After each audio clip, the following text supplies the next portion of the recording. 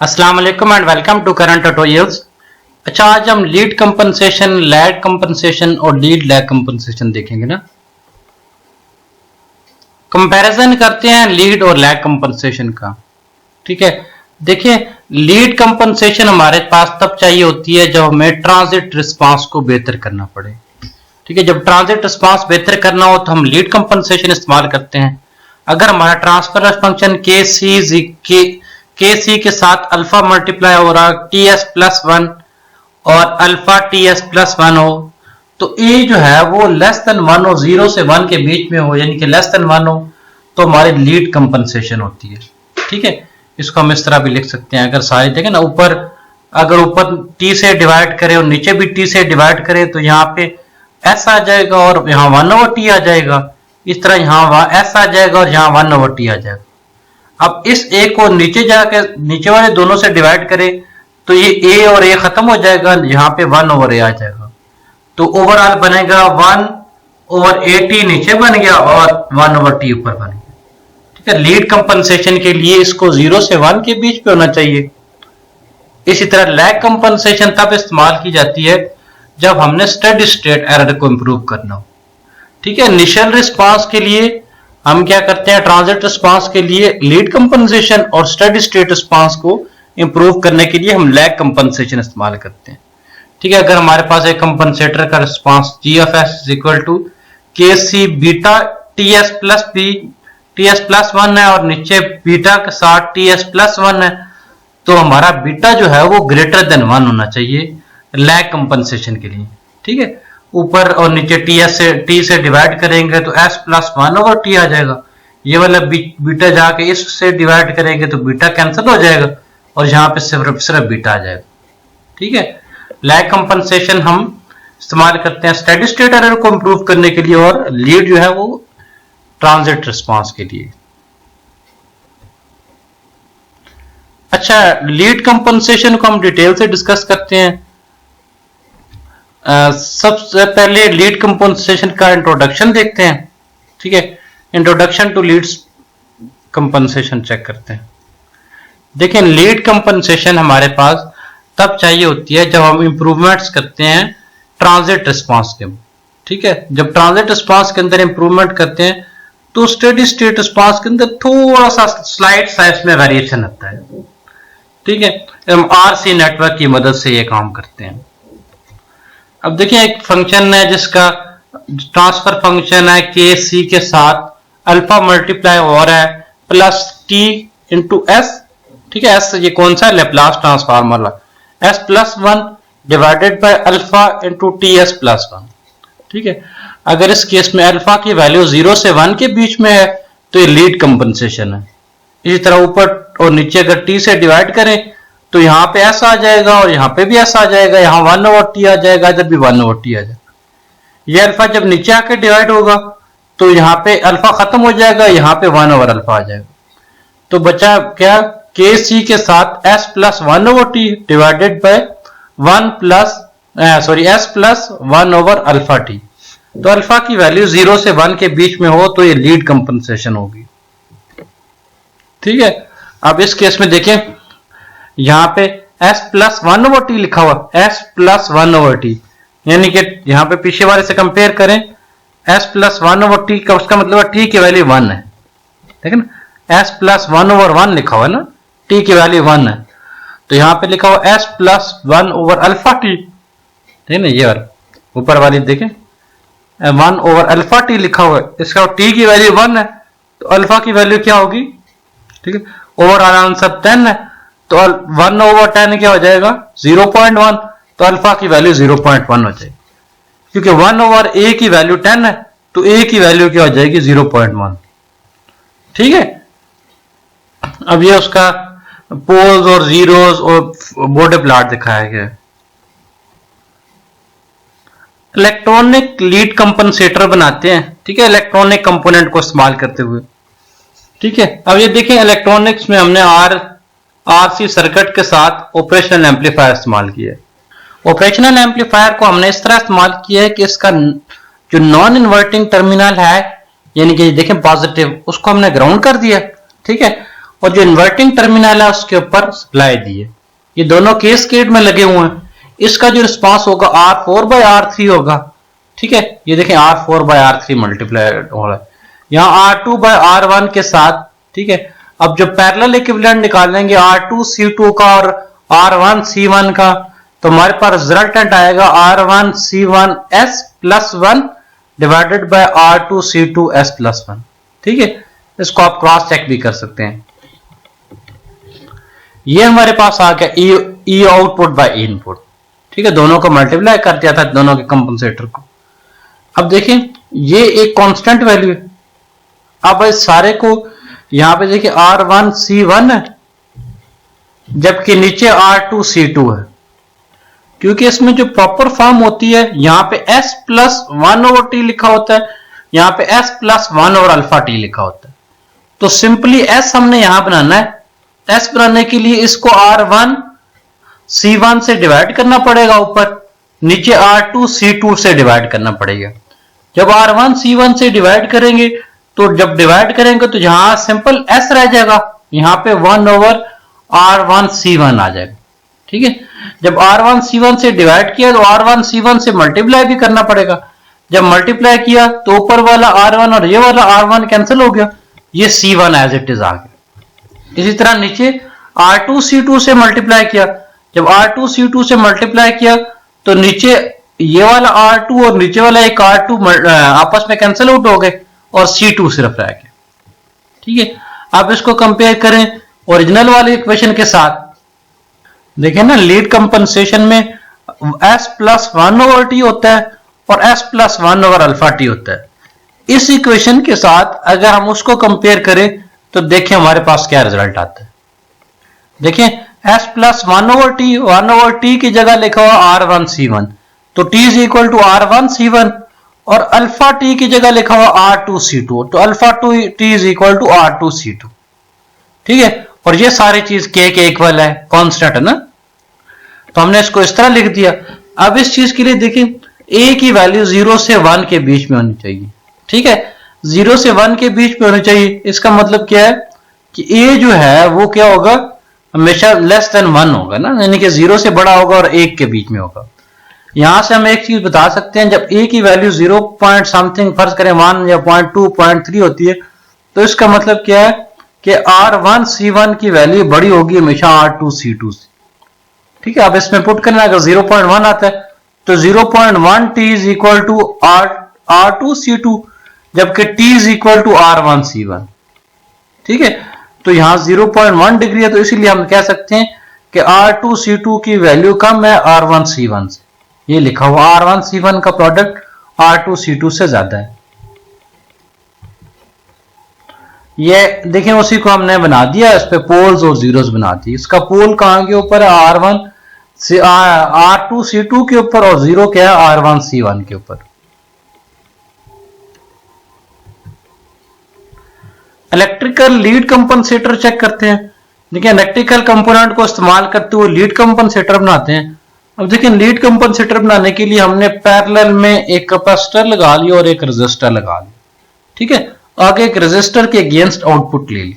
जब रेजिस्टर के against output ले ली तो यहां वोल्टेज डिवाइडर रूल से आउटपुट निकाल लेते हैं। V out is equal to V in into ये वाला सारा, वी इन के साथ R2 डिवाइडेड बाय R1, ये वाला है सारे की R1 plus R2।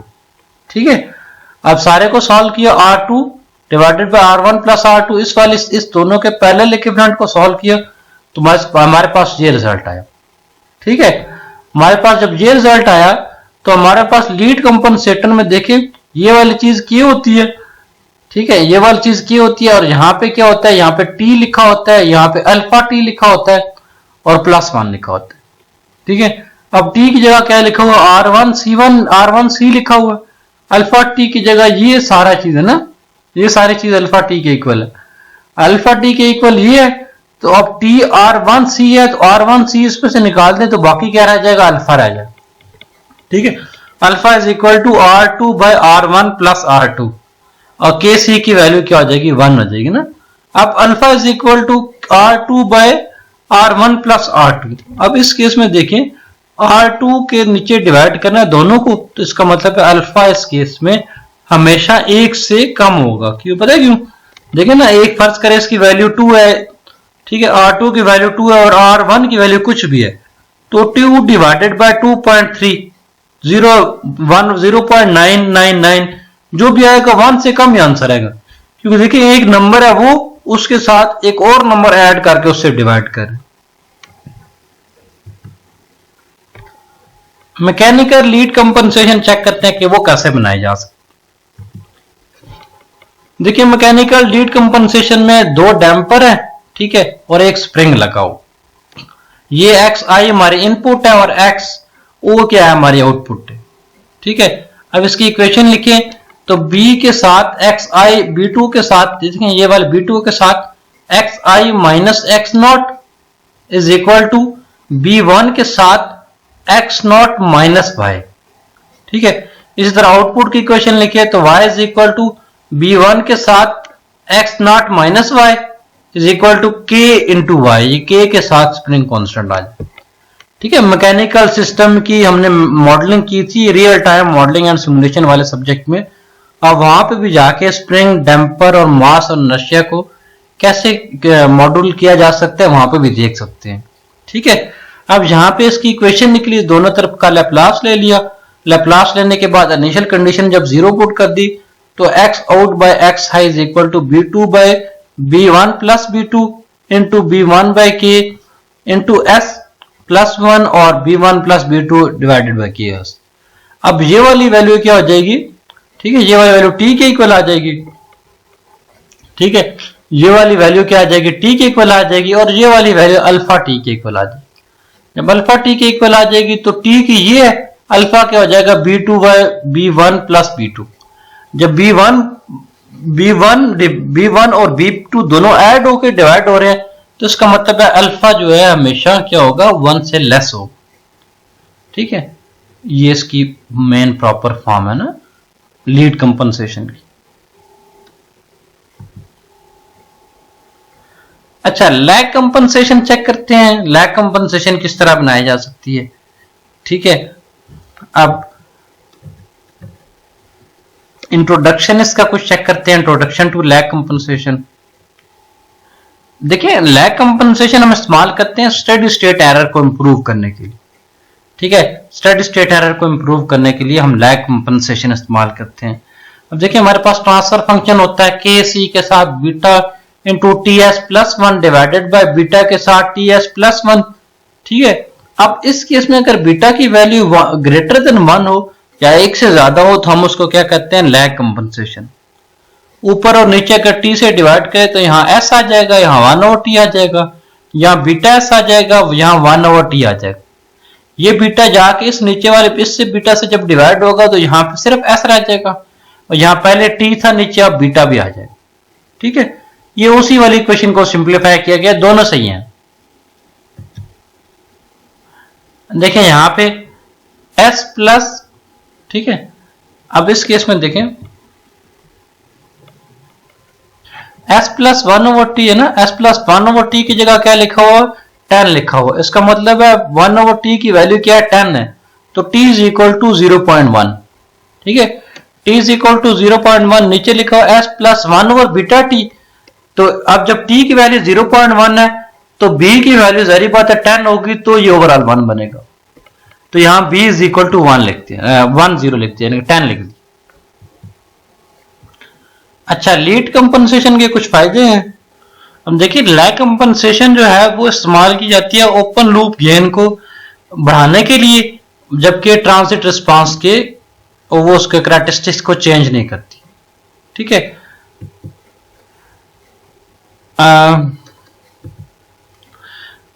Lag compensator बनाते हैं यूजिंग इलेक्ट्रॉनिक सर्किट्स या इलेक्ट्रॉनिक कंपोनेंट्स। अब देखिए इलेक्ट्रॉनिक कंपोनेंट के लिए हमने क्या किया, एक रजिस्टर ले लिया, एक कैपेसिटर ले लिया और एक रजिस्टर, 2 रजिस्टर और 2 कैपेसिटर ले लिया, ठीक है। 2 रजिस्टर और 2 कैपेसिटर लेके हमने क्या किया, एक इनपुट पे लगा दिया, एक फीडबैक पे लगा दिया, ठीक है। इसका हम ट्रांसफर फंक्शन निकालें तो यह आता है R4 into C1 R3 into C2 S plus 1 over R1C और S प्लस 1 ओवर R2C, ठीक है। ये जब आपने लीड कंपनसेशन पढ़ा था तब इसका ट्रांसफर फंक्शन फाइंड किया था। अब देखिए इस केस में यहाँ पे t की वैल्यू r1c1 है और बीटा t की वैल्यू r2c2 है। ठीक है, बीटा की वैल्यू r2c2 है, तो जब beta must be greater than 1, जब बीटा ग्रेटर देन 1 होगा इसका मतलब है 3t is equal to r2c2, तो इसका मतलब r2c2 बड़ा होगा r1c1 से। ठीक है, जब हमने लीड कंपनसेशन पढ़ी थी, अगर आपके जहन में हो, तो यहां अल्फा t के इक्वल था r2c2 और अल्फा की वैल्यू लेस देन 1 थी। जब अल्फा की वैल्यू लेस देन 1 थी तो r1c1 बड़ा था r2c2 से। अब इस केस में अब बीटा है, बीटा जो है वो लैग कंपनसेशन का गेन है, तो इस केस में r2c2 बड़ा है r1c1 से। ठीक है, यही फर्क है दोनों में। ये उसके पोल्स और जीरोस ड्रा किए गए। इलेक्ट्रिकल लैग कंपनसेटर देखते हैं। देखिए इलेक्ट्रिकल लैग कंपनसेटर में हमने क्या किया, एक रेजिस्टर लिया और एक रेजिस्टर और कैपेसिटर के क्रॉस आउटपुट ले लिया। अगर आपको लीड कंपनसेटर में याद हो तो हमने ये वाला कैपेसिटर यहां से उठा के इधर लगाया था। ठीक है, ये कैपेसिटर इधर लगाया था और यहां सिर्फ रेजिस्टर था। लैग कंपनसेटर में रेजिस्टर और कैपेसिटर दोनों लगाते हैं, इनके क्रॉस आउटपुट लेते हैं, जबकि लीड में हमने सिर्फ रेजिस्टर के क्रॉस आउटपुट ली थी। आउटपुट बाय इनपुट लिखा तो हमारे पास R2CS प्लस 1 है। ठीक है, नीचे R1 प्लस R2 के साथ CS मल्टीप्लाई हो रहा है और प्लस 1। ठीक है, इसको हम ओरिजिनल वाली इक्वेशन के साथ कंपेयर करते हैं तो R2C is equal to T के इक्वल आ गया। R2C किसके इक्वल है, T के इक्वल है, तो बीटा इज इक्वल टू क्या हो जाएगा, R1 plus R2 divided by R2 के। ठीक है, क्योंकि देखिए R2C जो है ये क्या चीज है, सारा बीटा T के इक्वल है, तो बीटा T के इक्वल है तो सिंपली बीटा क्या हो जाएगा, इस सारी इक्वेशन को क्या करें आप T से डिवाइड कर दें। जब T से डिवाइड किया C और C कैंसिल हो गए तो R2 plus R1 divided by R2 आ गया। बीटा की वैल्यू ग्रेटर देन 1 होनी चाहिए। अब देखिए यहाँ पे ग्रेटर देन 1 है, सही है। जबकि लैग कंपनसेशन में आपने देखा था यहाँ पे क्योंकि कैपेसिटर इधर लगा हुआ था तो सारा काम उल्टा था, R2 divided by R1 plus R2 था, तो टोटल ट्रांसफर फंक्शन इसका ये निकला। सही है। मैकेनिकल लैग कंपनसेटर देखते हैं। देखिए मैकेनिकल में हमने क्या किया, एक स्प्रिंग और एक डैम्पर को दोनों को पैरेलल में लगा दिया और आगे एक डैम्पर लगा दिया। ठीक है, आगे एक डैम्पर लगा के एंड पे स्प्रिंग लगा दी। अब मैकेनिकल लैग कंपनसेटर और मैकेनिकल लीड कंपनसेटर में सिर्फ ये फर्क है कि ये जो है ना, ये स्प्रिंग पिछले केस में नहीं था। लीड कंपनसेशन में ये स्प्रिंग नहीं होता। लीड कंपनसेशन में दो सिंपली डैम्पर लगे होते हैं और आगे एक क्या लगा होता है, स्प्रिंग लगा होता है। लीड कंपनसेशन को लैग बनाने के लिए उसके पैरेलल में हमने क्या कर दिया, इसकी एक स्प्रिंग लगा दी। ठीक है, लीड लैग कंपनसेशन चेक करते हैं। देखिए लीड लैग कंपनसेशन क्या करते हैं, हम दोनों को अलग-अलग इस्तेमाल करने की बजाय दोनों को इकट्ठा इस्तेमाल करते हैं ताकि हमारा क्या हो जाए, पैसे भी बच जाए, इकोनॉमिकल हो जाए। हम देखिए लीड कंपनसेशन बेसिकली क्या करता है, स्पीड अप करता है रिस्पांस को और इंक्रीज करता है स्टेबिलिटी को। इसी तरह लैग कंपनसेशन क्या करता है, इंप्रूव करता है स्टेडी स्टेट एक्यूरेसी को, जबकि लीड क्या कर रहा था, इनिशियल स्टेट को कराता हूं। लेकिन ये क्या करता है, स्पीड को रिड्यूस कर सकता है। ठीक है, जब स्पीड को रिड्यूस कर रहा था, दोनों के रिस्पांस को हम क्या करते हैं, इकट्ठा इस्तेमाल करने के लिए, ताकि ये एक स्पीड को कम कर रहा है, दूसरा स्पीड को ज्यादा कर रहा है, तो हम दोनों के इफेक्ट को इकट्ठा इस्तेमाल करते हैं ताकि हमारा स्टेडी स्टेट रिस्पांस भी अच्छा हो जाए और हमारा ट्रांजिट रिस्पांस भी अच्छा हो जाए, स्पीड भी अच्छी रहे। ठीक है, इसके लिए हम दोनों इकट्ठे करके इस्तेमाल करते हैं। ठीक है, पहले वाला अब देखिए केसी के साथ ये एक लीड के साथ लैग मल्टीप्लाई कर देते हैं। ठीक है, इसका आसान तरीका, सबसे आसान यह है कि जहां पे आपने लीड लैग कंपनसेशन इस्तेमाल करती हैं, पहले लीड कंपनसेशन लगाएं फिर लैग कंपनसेशन लगाएं। ठीक है, तो हम पहले लीड कंपनसेशन इस्तेमाल करते हैं और फिर लैग इस्तेमाल करते हैं। ठीक है, इलेक्ट्रॉनिक लीड कंपनसेशन लगानी हो तो हम क्या इस तरह से इस्तेमाल करते हैं, R1C1 और R2C2 को पैरेलल करके लगा देते हैं। लेकिन इस केस में क्या होता है, R1C1 की वैल्यू R2C2 से ज्यादा होती है। अब लैग कंपनसेशन में भी यही सर्किट होता है, लेकिन R2 C2 की वैल्यू R1 C1 से ज्यादा होती है। ठीक है। अब इसके अलावा लीड कंपनसेशन जो है वो इलेक्ट्रिकल सर्किट में इस्तेमाल की जाती है, एक रजिस्टर और एक कैपेसिटर को पैरेलल में लगा के। ठीक है। आगे रजिस्टर के पास आउटपुट ली जाती है, जबकि लैग कंपनसेशन में क्या करते हैं, यहां पे रजिस्टर लगाते हैं, यहां पे रजिस्टर और कैपेसिटर दोनों सीरीज में लगा देते हैं। ठीक है। अब डैम्पर के केस में मैकेनिकल सिस्टम में दो डैम्पर लगा के आगे स्प्रिंग लगा देते हैं लीड कंपनसेशन के लिए, और लैग कंपनसेशन के लिए यहां पे साथ में एक और स्प्रिंग